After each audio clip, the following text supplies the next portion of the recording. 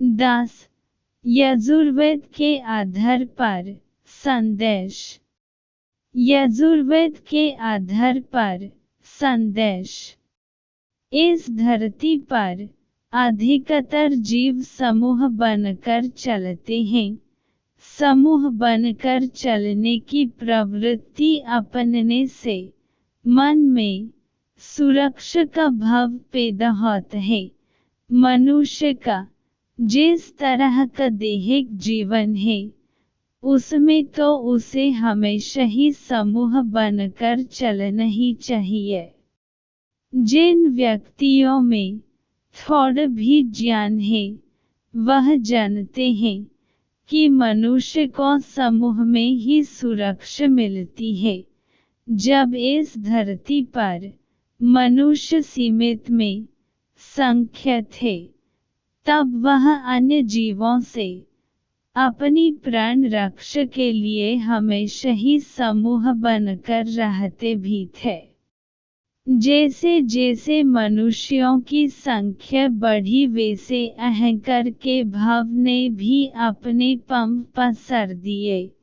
अब हालत यह है कि राष्ट्र, भाषा, जाति, धर्म और वर्णों के नाम पर अनेक समूह बन गए हैं।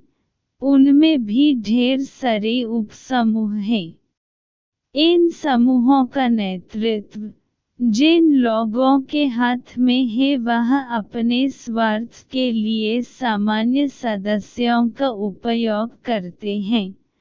आधुनिक युग में भी अनेक मानवीय समूह नस्ल, जाति, देश, भाषा, धर्म के नाम पर बने तो हैं, पर उनमें संघभाव कतई नहीं है।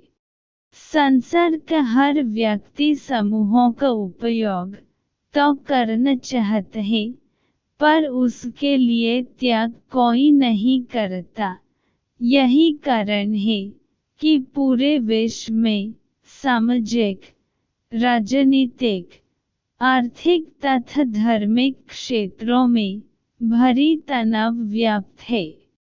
यजुर्वेद में कहा गया है कि संभूति च विनशन च यस्तद्वेदोभयत्सः विनोशेन मृतयुतित्वी संभूत्यामृतमश्नुते।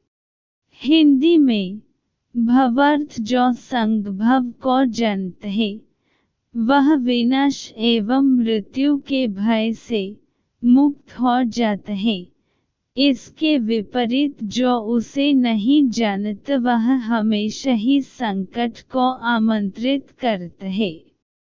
वचमस्तमेनि यच्छदेवयुवम्। हिंदी में भावार्थ हम ऐसी वाणी का उपयोग करें जिससे सभी लोगों का एकत्रित हो।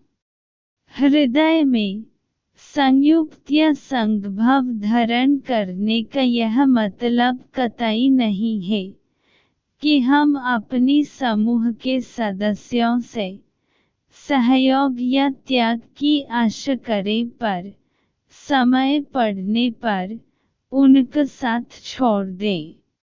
हमारे देश में संयुक्त परिवारों की वजह से सामाजिक एकता का भाव पहले तो था, पर अब सीमित परिवार, भौतिकता के प्रति अधिक झुकाव तथा स्वयं के पूजित होने के भाव ने एकता की भावना को कमजोर कर दिया है। हमने उस पाश्चात्य संस्कृति और व्यवस्था को प्रामाणिक मान लिया है जो प्रकृति के विपरीत चलती है।